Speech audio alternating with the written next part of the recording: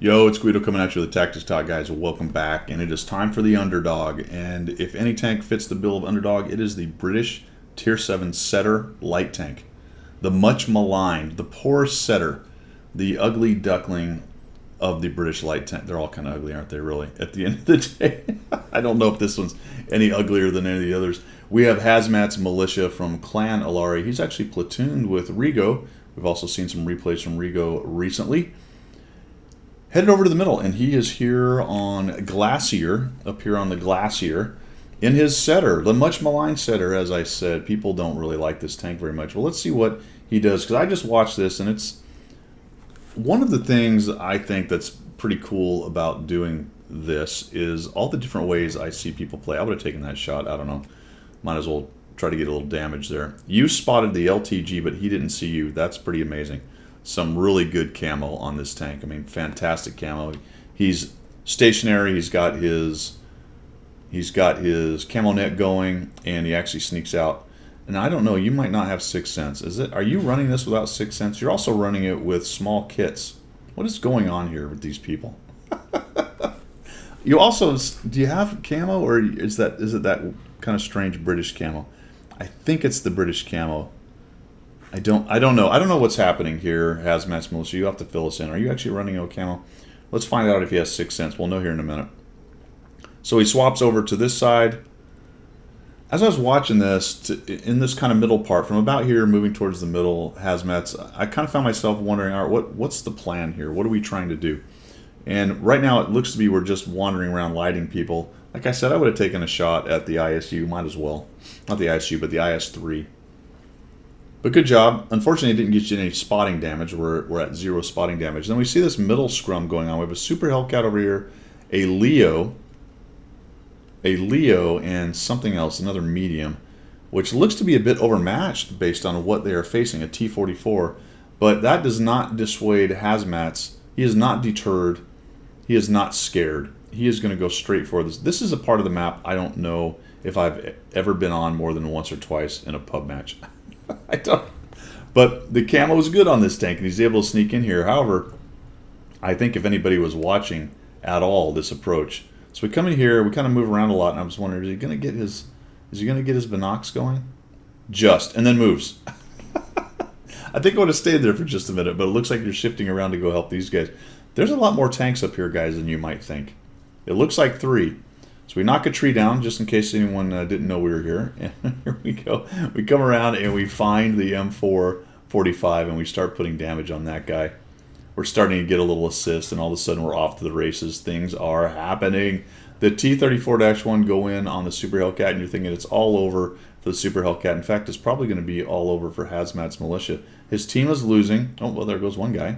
Not losing that badly. We get a shot into the Panther 2. And now he's gone, and all of a sudden it's cleaned up. Now we just have to deal with a 4202, right?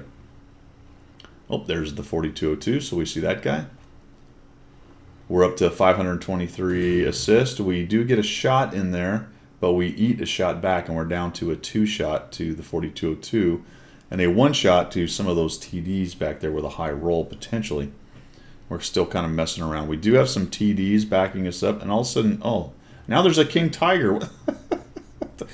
That's not all the guys that are up here, all right? We're still not done with how many guys are up here. We find the King Tiger, who is trying to figure out how to get rid of the pesky Scout and also not die to an SU, Scorpion, Sturv, and T-20, which is a tall order that he's going to ultimately fail at doing. We get a little bounce there. I think I would have gone to the gold. Thank goodness that guy bounced. He actually bounced off the gun. That's really a bummer.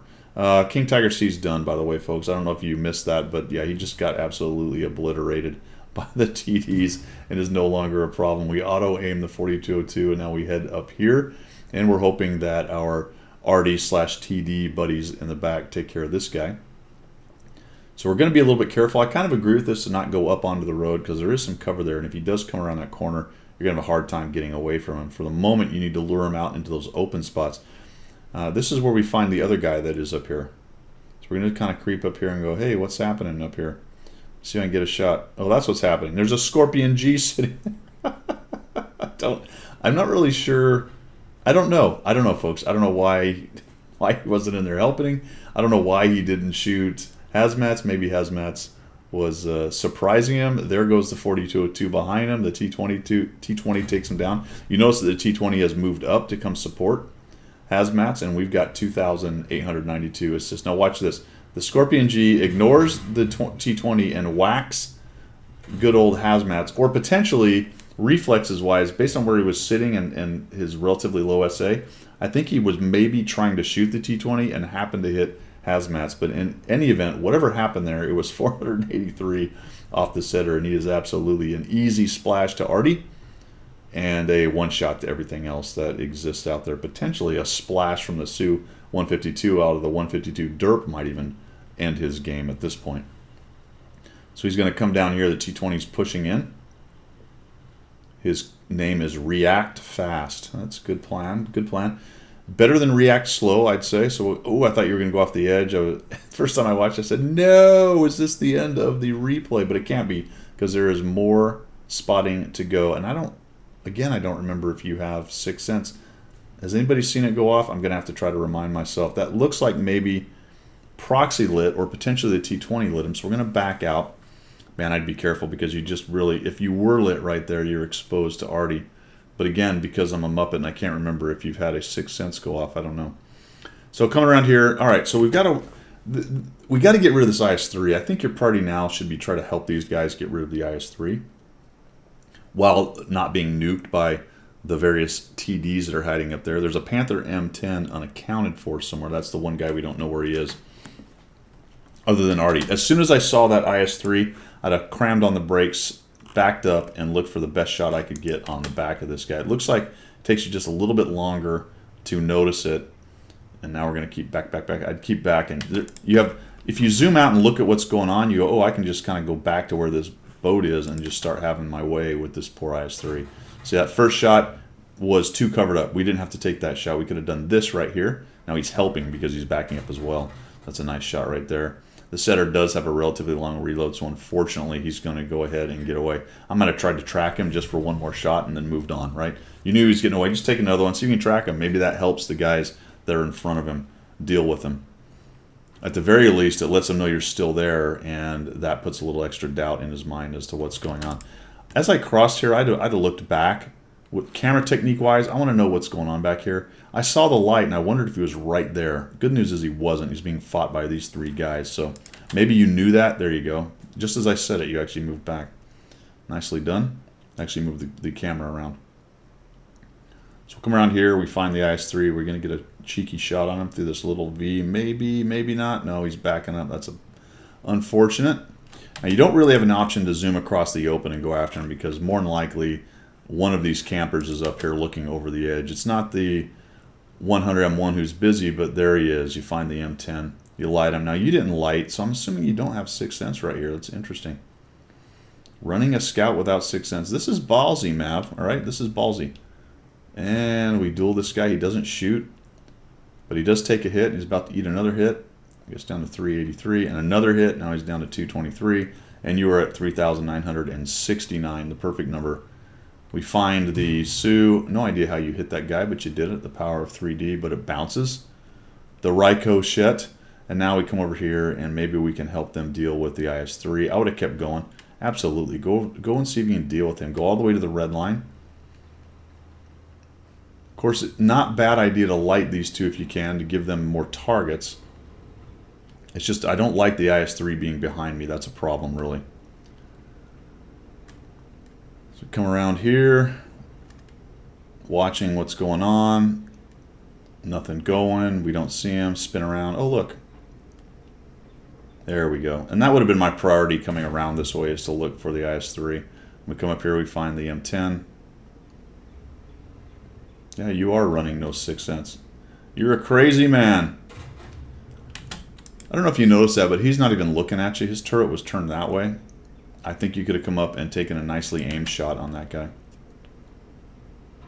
There we go. Try to watch that when you highlight guys. Try to get a sense of what the direction is that their hole is pointing and the direction that their turret is pointing, and that will give you some idea of whether you can stay there If you're unsure, obviously back out so he doesn't snipe you. You only had 103 hit points right there, so noted if you couldn't tell. But that's just one technique to figure out whether you have a little bit of time to zoom in or maybe try to scooch up just a little bit more and get a slightly better shot at that guy. We have two kills, 814 damage, 3,980. I think it's actually a little bit more when we get there. Spotting damage, so really nice for the Underdog, man. The move to the middle was weird, but it ended up working out right there. You did have enough backup to keep you alive. Otherwise, they'd have just pushed down and taken you out. So that's a fairly unusual move. I'll have to look into that. I mean, there's some cover there and ability to get up under the guys that are up on the ridge and light them up. The problem is that it's just so swept by fire from guys camping back here. But for whatever reason, you were covered up. And it may just be that where the 100M1 was, he was actually further back. Actually, no, he was right here on this promontory. Maybe he just doesn't have shots in there and you know it. Because if you were around the one corner, potentially tucked up here, then yeah, they probably don't have shots on you. But once you come around to this side, they definitely have shots on you. So I think you're actually working over here. Anyway, nicely done. Maybe you've used that spot before to get up underneath there. I'll have to add that one to my bag of tricks and see how it plays out. If there's guys up on the ridge and I can get a scout up underneath them and get them spotted. All right, that's all I've got, guys. Thanks for tuning in. I do appreciate it. And we will see a good Underdog game there, Hazmats.